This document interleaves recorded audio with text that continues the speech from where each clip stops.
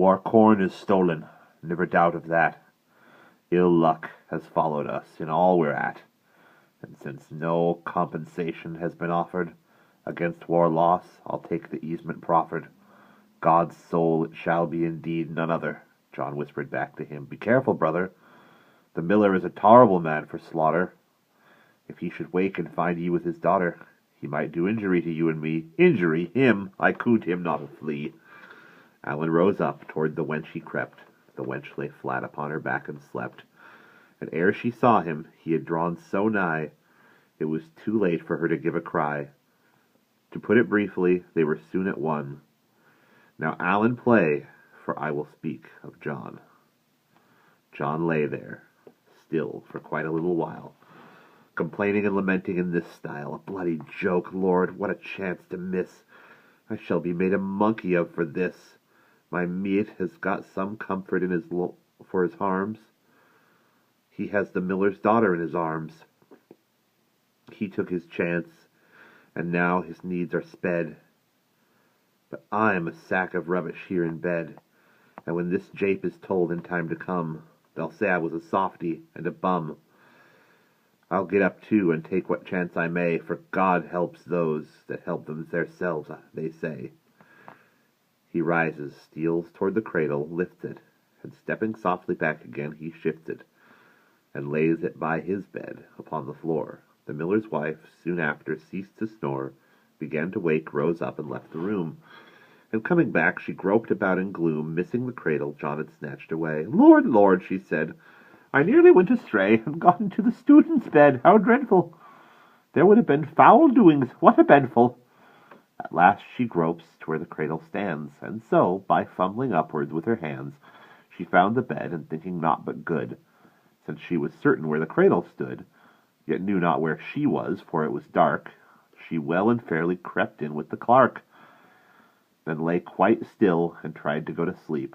John waited for a while, then gave a leap, and thrust himself upon this worthy wife. It was the merriest fit in all her life, for John went deep and thrust away like mad. It was a jolly life for either lad, till the third morning cock began to sing. Alan grew tired as dawn began to spring. He had been hard at work the long, long night. Bye-bye, he said, Sweet Molly, are ye aright? The day has come, I cannot linger here, but evermore in life and death, my dear, I am your own true clerk, or strike me deed. Goodbye, my sweet, she whispered, take good heed. But first I'll tell you something that I will. When you are riding homewards past the mill, by the main entrance door a bit behind it, there's a bushel cake. You're sure to find it. It was made out of the very meal that you brought to grind, and I helped father steal. And dearest heart, God have you in his keeping. And with that word she almost burst out weeping. Alan got up and thought, dawn's coming on.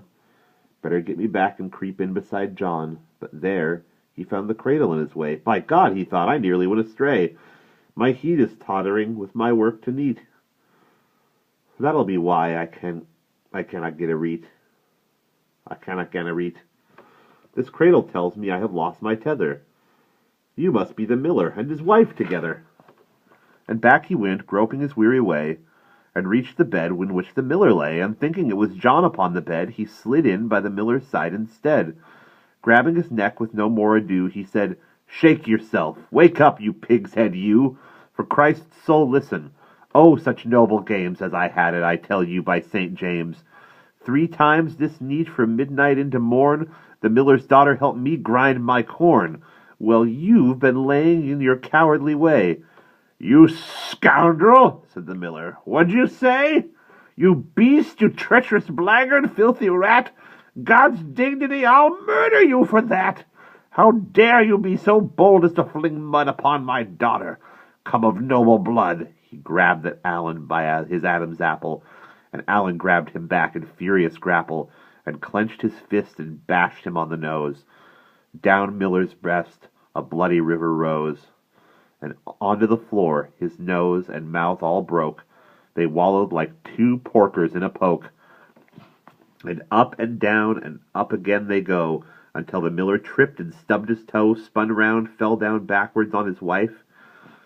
She had heard nothing of this foolish strife, for she had fallen asleep with John the clerk, weary from all their labours in the dark. The miller's fall startled her out of sleep. "Help!" she screamed. "Holy cross of Bromholm, keep us, Lord, into thy hands. To thee I call. Simon, wake up, the devil's among us. My heart is bursting. Help, I'm nearly dead. One's on my stomach, another's on my head. Help, Simpkin, help! These nasty clerks are fighting." Up started John, he needed no inciting, and groped about the chamber to and fro to find a stick. She too was on the go, and knowing the corners better than them all, was first to find one leaning by the wall, and by a little shaft of shimmering light that shone through a hole, the moon was bright, although the room was almost black as pitch. She saw them fight, not knowing which was which, but there was something white that caught her eye, on seeing which she peered and gave a cry, thinking it was the nightcap of the clerk. Raising her stick, she crept up in the dark, and hoping to hit Allen. It was her fate to smite the miller on his shining pate, and down he went, shouting, "Oh God, I'm dying!" The clerks then beat him well and left him lying, and throwing on their clothes, they took their horse and their ground meal, and off they went, of course. And as they passed the mill, they took the cake made of their meal the girl was told to bake. And thus the bumptious miller was well beaten, and done out of the supper they had eaten, and done out of the money that was due for grinding Allen's corn, which beat him too. His wife was plumbed, so was his daughter. Look, that comes of being a miller and a crook.